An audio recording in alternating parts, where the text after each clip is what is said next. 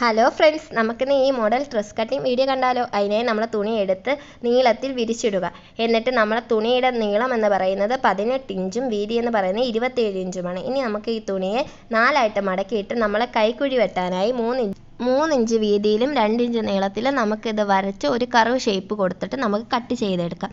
അപ്പോഴേക്കും നമ്മളെ കൈക്കുഴിയുടെ ഭാഗം കട്ട് ചെയ്തെടുത്തിട്ടുണ്ട്. ഗായ്സ്, ഇവിടുത്തെ വീഡിയോ ഓഫായി പോയി, അതുകൊണ്ട് ഞാൻ പറഞ്ഞുതരാം. നമ്മൾ ഈ തുണിയിൽ ഒരു പീസ് വെച്ച് 2 ഭാഗവും അടിച്ച് മറിച്ചെടുക്കുകയാണ് ചെയ്യുന്നത്. അതായത് 2 കൈക്കുഴിയുടെ ഭാഗവും അടിച്ചതാ ഇതേപോലെ മറിച്ച് അകത്തോട്ട് എടുക്കുകയാണ് ചെയ്യുന്നത്. ഇത് നമ്മൾ ഷേപ്പ് ചെയ്യാൻ കൂടി വേണ്ടിയാണ് ഇതുപോലെ ചെയ്യുന്നത്.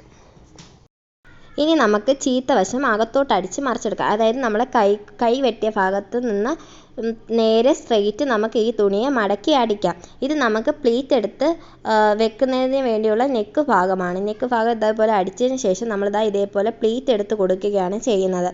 അതാണ് നമ്മളെ ഫ്രണ്ടിൽ വരുന്ന ആ പ്ലീറ്റ് ഡിസൈൻ. അതിനുള്ള പ്ലീറ്റാണ് നമ്മൾ എടുക്കുന്നതാണിത്. അത് 7 ഇഞ്ച് നീളത്തിൽ വേണം ആ പ്ലീറ്റ് എടുക്കാൻ. ആ പ്ലീറ്റ് എടുക്കുമ്പോൾ അത് ഇതുപോലെയാണ് കിട്ടുന്നത്.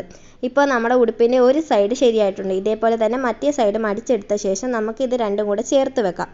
ഇത് രണ്ടും കൂടെ ചേർത്ത് വെക്കുമ്പോൾ ഇതുപോലെയാണ് കിട്ടുന്നത്. ഇനി നമുക്ക് ഇതിനകത്ത് കൈ വെക്കാൻ വേണ്ടിയിട്ട് നമുക്ക് 9 ഇഞ്ച് നീളത്തിലും 2 ഇഞ്ച് വീതിയിലും 2 പീസ് കട്ട് ചെയ്തെടുത്ത് നമുക്ക് മടക്കി അടിക്കാം.